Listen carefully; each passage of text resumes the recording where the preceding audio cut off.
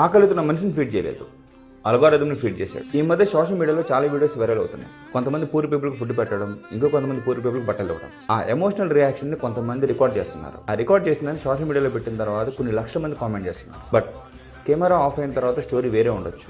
కొన్ని కేసెస్లో first camera on చేస్తారు. కెమెరా ఆన్ చేసిన తర్వాత పూర్ పర్సన్ని ఫ్రేమ్లో తీసుకొస్తారు. ఫ్రేమ్లో తీసుకొచ్చిన తర్వాత ఫుడ్ అయితే ఫుడ్, బట్టలు అయితే బట్టలు, ఏదైతే ఇస్తారో ఇచ్చిన తర్వాత థంబ్నెయిల్ కోసం ఒక స్మైల్ అండ్ మ్యూజిక్ యాడ్ చేసి అప్లోడ్ చేస్తారు.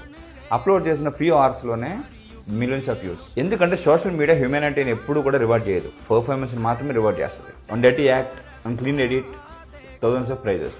బట్ ట్రూత్ అనేది ఫ్రేమ్ బయటే ఉంటుంది. రియల్ హెల్ప్ అంటే కెమెరా ముందు హెల్ప్ చేయడం కాదు. రియల్ హెల్ప్ అంటే రెస్పెక్ట్తో హెల్ప్ చేయడం, డిగ్నిటీని ప్రొటెక్ట్ చేయడం. ఎందుకంటే ఆకలి కావాల్సిన ఫుడ్, బట్ మనిషి డిగ్నిటీకి కావాల్సిన రెస్పెక్ట్.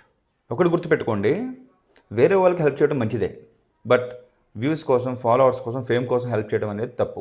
అది కరెక్ట్ కాదు. అది కంటెంట్ క్రియేషన్. అది కొన్నిసార్లు నిజాన్ని చంపేస్తుంది కూడా. నెక్స్ట్, మీరు ఎప్పుడైనా ఆన్లైన్లో ఒక హెల్పింగ్ వీడియో చూస్తే జస్ట్ ఒకటే క్వశ్చన్ అడగండి, ఇది నిజంగా హ్యుమానిటీతో చేశారా లేకపోతే వ్యూస్ కోసం చేస్తున్నారా? Thank you.